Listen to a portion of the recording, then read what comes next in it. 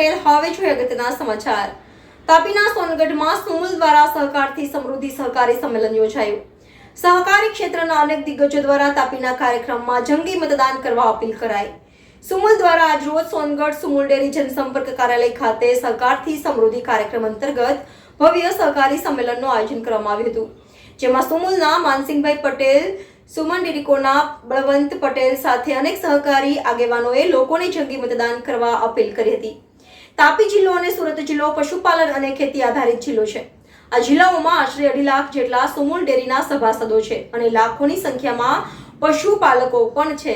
₹1 વધુ ચૂકવવાનું એલાન કરવામાં આવ્યું હતું। સાથે જ આજના સહકારી સંમેલન દ્વારા જેમની સરકારે કેન્દ્રમાં અલગ સહકાર મંત્રાલયની સ્થાપના કરી ગૃહમંત્રી અમિત શાહને એની જવાબદારી સોંપી તાપી જિલ્લાની જીવાદોરી સન્માન વ્યારા સુગર ચાલુ કરવામાં મહત્વપૂર્ણ યોગદાન આપ્યું તેવા દેશના માનનીય પ્રધાનમંત્રી મોદીજીને ત્રીજી વખત પ્રધાનમંત્રી બનાવવા માટે સહકારી આગેવાનો સાથે પ્રભારી મંત્રી મુકેશભાઈ પટેલ, કુંવરજીભાઈ હળપતિ, નિઝર ધારાસભ્ય ડોક્ટર જયરામભાઈ ગામી દ્વારા લોકોને અપીલ કરવામાં આવી હતી।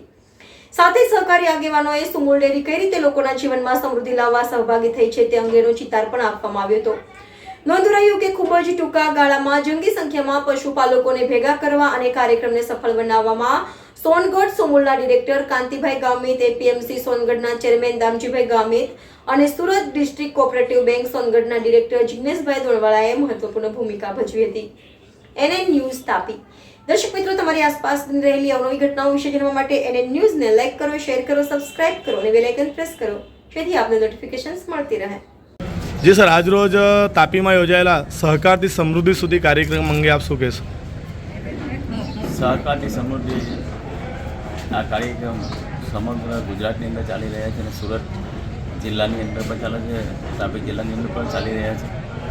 દેશના વડાપ્રધાન નરેન્દ્રભાઈ મોદી સાહેબે વડાપ્રધાન બન્યા પછી સહકારિતા વિભાગ એક અલગ કરીને આ સહકાર વિભાગને એક નવા પાણ પૂર્યા છે અને એની તમામ જવાબદારી ગુજરાતના ભનોટા પુત્ર શ્રી અમિતભાઈ શાહ સાહેબને જ્યારે આપી હોય ત્યારે આજે સહકારી ક્ષેત્ર ખૂબ સમૃદ્ધ બન્યું છે।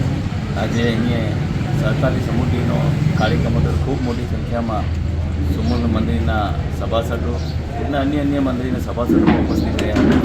આજે દૂધ ફેડરેશન, ગુજરાત દૂધ ફેડરેશન અને સુમુલ ડેરી દ્વારા જાહેરાત કરવામાં આવી છે કે તમામ દૂધના સભાસદો 100% મતદાન કરશે તો એને ₹1 લીટર વધારાનો આપવામાં આવશે। એ જે આ મતદાન કર્યું છે એને નિશાન બતાવશે, ₹1 વધારે આપવામાં આવશે। આ મતદાનની જાગૃતિ માટે એક નવો અભિયાન ચાલુ કર્યો છે, એને અમે સૌ લોકો આવકારીએ છીએ। સર, આ વિસ્તારમાં સહકારી ક્ષેત્ર એટલે કે દૂધ ઉત્પાદન કે ખેતી સાથે જોડાયેલો છે અને એ ખૂબ વિકાસ પણ થયો છે।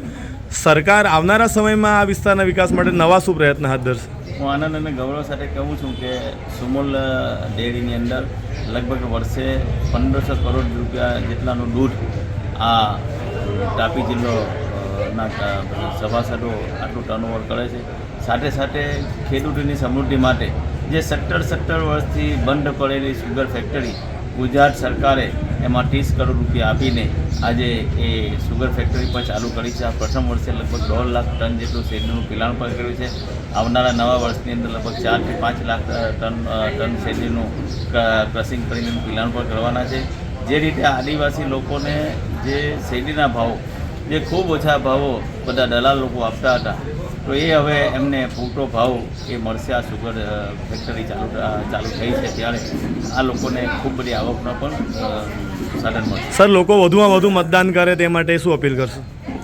જે રીતે આ સુમુલે જાહેરાત કરી છે એમાં મતદાન પર 18 થવાનું છે। હું લોકોને કહું છું આપણે આ લોકશાહીની અંદર 7મી તારીખે વધુથી વધુ મતદાન દરેક લોકો કરે અને આ દરેક મતદાન એ આપણો નૈતિક અધિકાર છે। એ નૈતિક અધિકાર આપણે સારી રીતે એનો ઉપયોગ કરીએ અને 7 તારીખે 100% મતદાન કરીએ એવી હું લોકોને અપીલ કરું। જી સર, ધન્યવાદ। જી સર, આજ રોજ સહકારથી સમૃદ્ધિનો જે કાર્યક્રમ તાપી જિલ્લામાં યોજાયો, તો એ પ્રસંગે આપ શું કહેશો? આ દેશના વડાપ્રધાન આદરણીય શ્રી નરેન્દ્રભાઈ મોદીની પરિકલ્પના સહકારથી સમૃદ્ધિ જે છે એના અનુસંધાનમાં ગ્રામ્ય વિસ્તારની તમામ મંડળીઓ, દૂધ મંડળીઓ, સેવા મંડળીઓ, પિયત સહકારી મંડળીઓ સહકારી ક્ષેત્ર સાથે જોડાયેલા સોનગઢ વિભાગના તમામ લોકોને અહીંયા અમે આમંત્રણ આપેલું, બધા આવ્યા ને એમાં ભાઈ શ્રી કાંતિભાઈ ગામિત, જયરામભાઈ ગામિત, બેંકના ચેરમેન શ્રી, મંત્રી શ્રી કુંવરજીભાઈ હળપતિ, મંત્રી શ્રી મુકેશભાઈનું વિશેષ માર્ગદર્શન મળ્યું.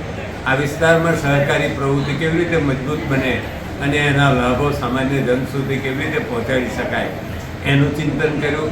તેની સાથે વિશેષ રીતે વ્યારા સુગર જે વર્ષોથી બંધ હતી એ ભારતીય જનતા પાર્ટીના આદરણીય પ્રમુખ શ્રી C.R. પાટીલ અને રાજ્ય સરકારના મુખ્યમંત્રી ભૂપેન્દ્રભાઈના સહકારને કારણે અમે એને ચાલુ કરી શક્યા.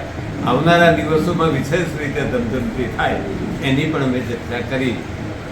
સર, સુમુલ દ્વારા અહીં લાખો લોકોને રોજગારી પૂરું પાડવામાં આવે છે આ જિલ્લામાં, ત્યારે મતદાન વધુ કરવા માટે લોકોને આપ શું અપીલ કરશો? સામાન્ય રીતે સુરત અને તાપી જિલ્લાના કાર્યક્ષેત્રમાં 2.5 લાખ અમારા સભાસદો છે. એ સભાસદો વિશેષ રીતે મતદાન કરે એની અમે લેખિત પણ અપીલ તમામ મંડળીઓને મોકલી આપી છે. તેની સાથે ગુજરાત મિલ્ક માર્કેટિંગ ફેડરેશન જોડે રહીને જે મતદાન કરશે અને એની ખરાઈ કરશે સાંજે, તો સાંજે જેટલું પણ દૂધ આવશે એ દૂધ પર લીટર 1 રૂપિયો અમે વધારાનો આપવાના છે. જી સર, ધન્યવાદ. આજે સહકારથી સમૃદ્ધતા તરફ જ્યારે ભારત દેશ આગળ વધી રહ્યો છે ત્યારે ગુજરાતની સાથે સાથે ગુજરાતના ગામડાઓ પણ સહકારથી સમૃદ્ધતા તરફ આગળ વધી રહ્યા છે. અને મને હમણાં જયરામભાઈ કહેતા હતા કે વ્યારા સુગર ફેક્ટરીને બેઠી કરવામાં ભારતીય જનતા પાર્ટીનો સૌથી મોટામાં મોટો હાથ હોય તો C.R. પાટીલ સાહેબ, મુકેશભાઈ પટેલ અને ગુજરાતના મુખ્યમંત્રી ભૂપેન્દ્રભાઈ પટેલનો સાથ અને સહકાર મળવાને કારણે આજે તમને બધાને ખેડૂતોને ભાવ મળતો થયો. એ કોઈ નાની સૂની વાત નથી.